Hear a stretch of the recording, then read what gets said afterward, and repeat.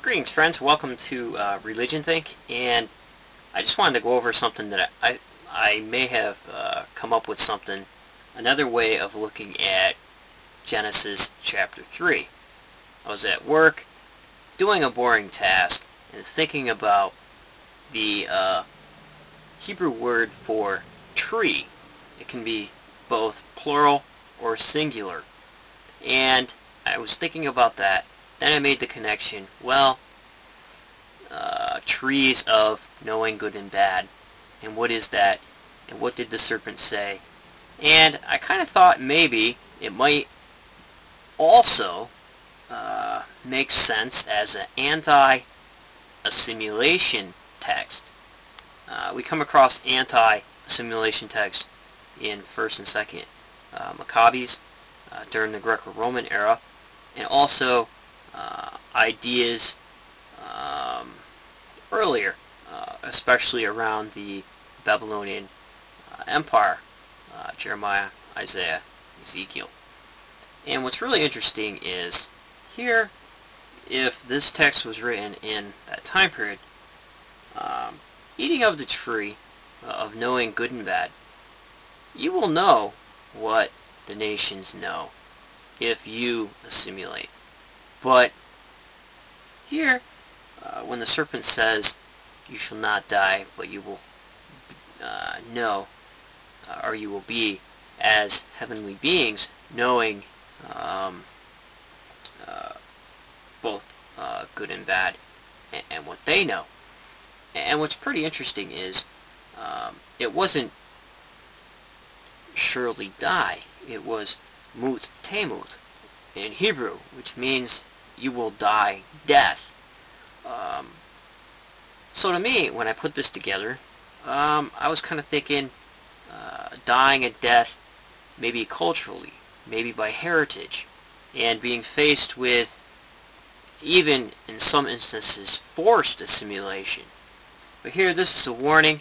This is a warning not to eat of that tree of knowing both good and bad, because if you do, you'll be exiled, or you'll be thrown out of the garden. You'll be thrown out of the innocence.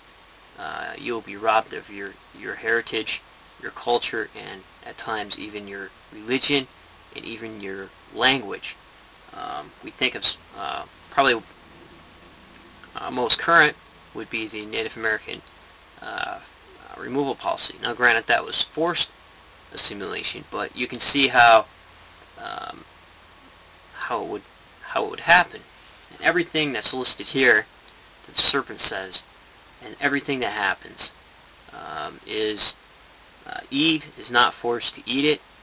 Eat of the tree of knowing good and bad.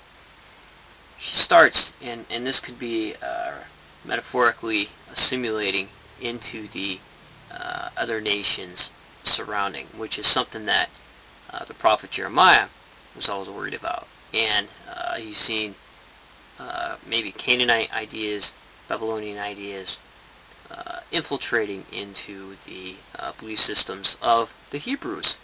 So this could be a warning. This could be a warning of what happened. You'll be outside of Eden. You'll be outside of Israel. You'll be outside of the promised land, of the paradise. And there you'll have to toil for everything you got.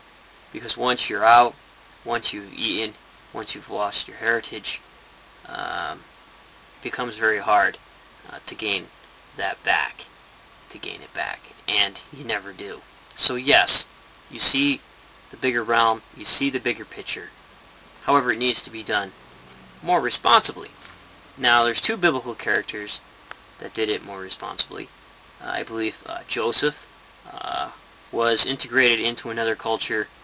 However, he still kept his heritage and who he was, because even though he lived among the Gentile nations, or the Goyim, he, for the most part, remembered and did not eat of the tree of knowing both good and bad, but ate of the tree of life, and he prospered, and he kept his heritage, and he kept his culture, and his identity, and even his brothers and his family came to live with him there.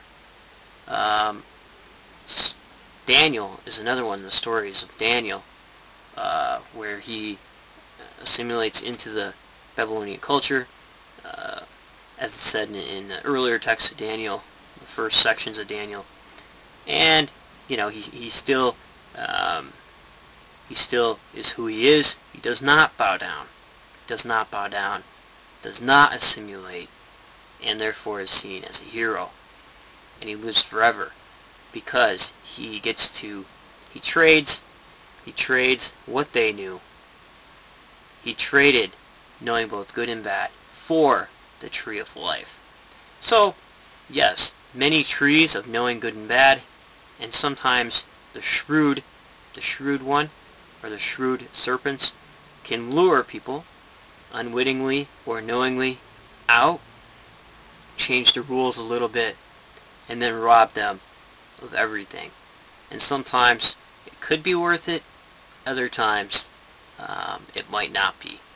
And it's all up to the individual on what they do with that, which is pretty interesting. So, I don't know, maybe read the text over, chapter 3 of Genesis, and see what you think.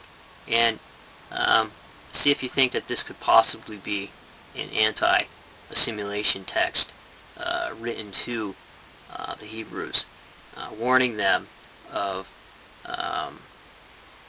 becoming assimilated and losing themselves in other cultures.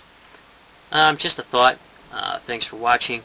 And if you get time, come by the Ning, ReligionThink Ning, and we could talk more about this. So I find it pretty interesting. So take care, friends, and remember, if everyone's thinking alike, then somebody isn't thinking.